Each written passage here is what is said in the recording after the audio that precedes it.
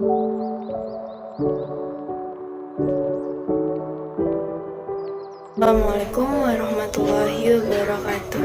Hai teman-teman semua, perkenalkan nama saya Diel Arifah Nasution. Saya dari Universitas Islam Negeri Sumatera Utara, Fakultas Ilmu Tarbiyah dan Keguruan, Prodi PIAUD, Pendidikan Islam Anak Usia Dini. Baiklah, di sini saya tidak akan sendiri. Saya bersama kedua teman saya, yaitu Diadi Nanti Lubis dan Leoni Sabrina Putri. Di sini kami akan mempresentasikan hasil mini riset kami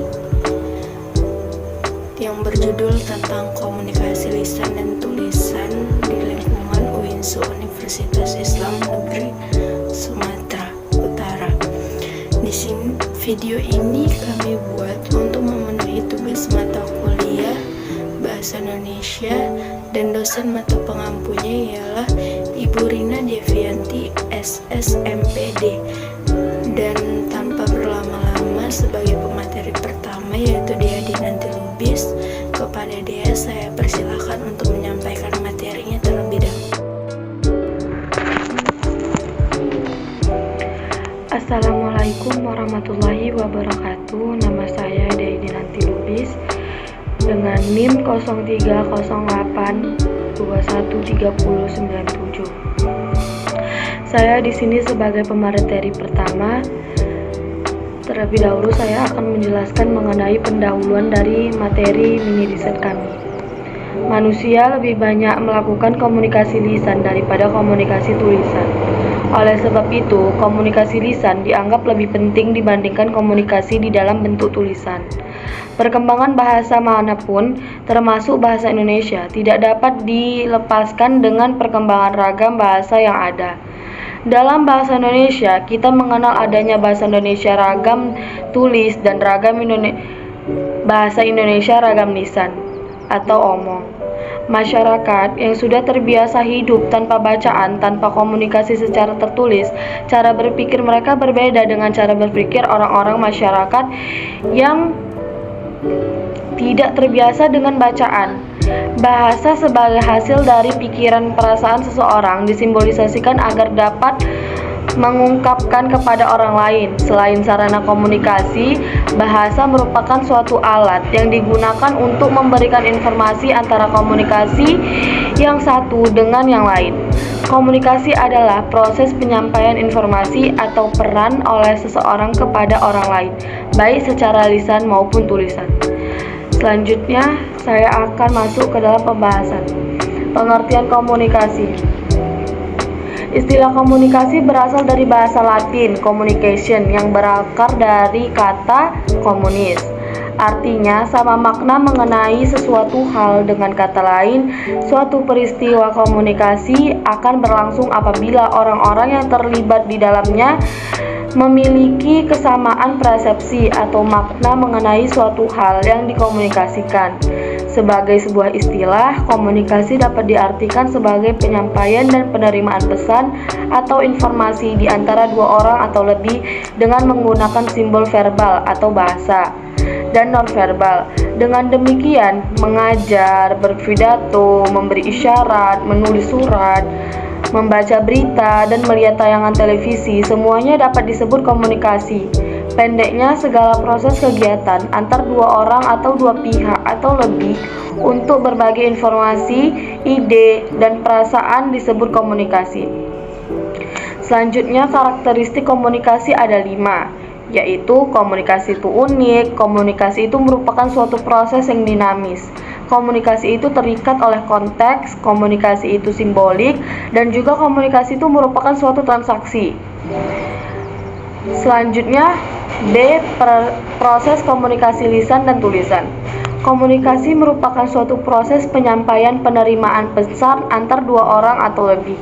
Pesan itu diungkapkan melalui simbol atau lambang, baik yang bersifat verbal atau nonverbal.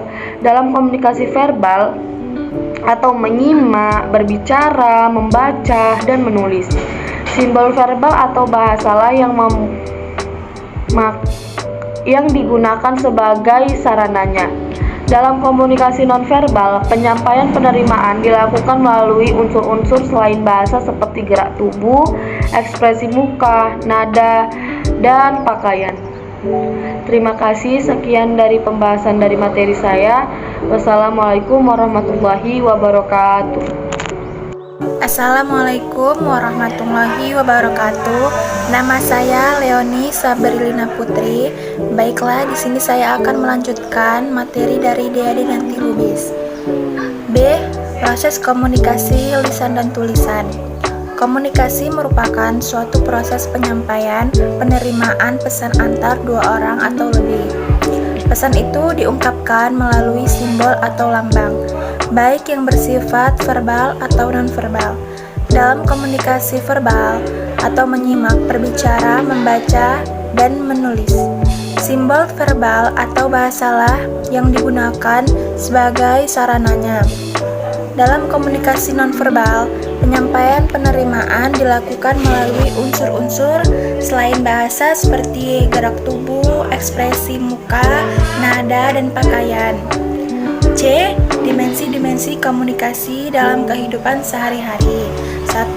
Komunikasi internal ialah pertukaran gagasan di antara para administrator dan karyawan dalam suatu perusahaan atau jawatan yang menyebabkan terwujudnya perusahaan tersebut lengkap dengan strukturnya yang khas dan pertukaran gagasan secara horizontal dan vertikal di dalam perusahaan yang menyebabkan pekerjaan berlangsung.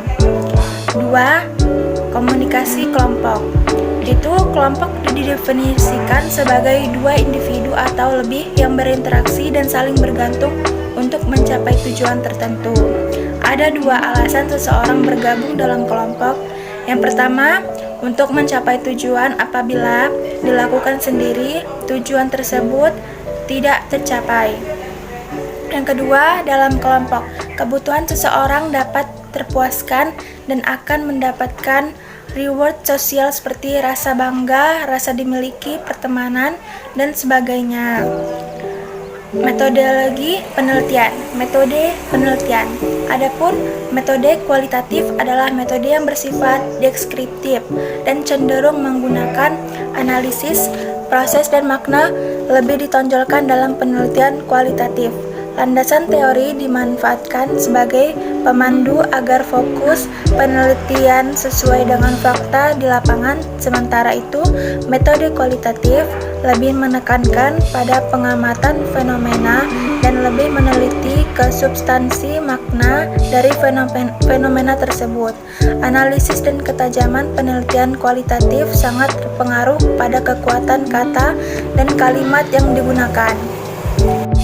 Di sini saya akan menyampaikan kesimpulan dari hasil presentasi kami, yaitu komunikasi adalah segala proses kegiatan antara dua orang atau dua pihak atau lebih untuk berbagai informasi, ide, dan perasaan. Sesuatu itu dinamai komunikasi karena karakteristiknya yang unik, merupakan suatu proses dinamis, terikat konteks, simbolik, dan transisional. Paling tidak, komunikasi memiliki 6 fungsi, yaitu fungsi personal, instrumental, interaksional, informatif, karakteristik, dan imajinatif. Dalam praktiknya, fungsi-fungsi tersebut dapat muncul bersamaan. Dengan kata lain, setiap peristiwa komunikasi memiliki satu fungsi atau lebih. Proses komunikasi melibatkan serangkaian kegiatan yang berlangsung terus-menerus. Kegiatan itu meliputi penyandian atau pengkodean, pengiriman kode, serta penerimaan dan pemahaman kode. Unsur-unsur yang terlibat dalam komunikasi adalah komunikator dan komunikan, pesan, saluran, konteks balikan, serta gangguan. Agar komunikasi dapat berhasil dengan baik, maka pelaku komunikasi hendaknya memperhatikan unsur paralinguistik, non-linguistik, dan metalinguistik. Baiklah, sekian dari hasil presentasi kami. Kami ucapkan terima kasih.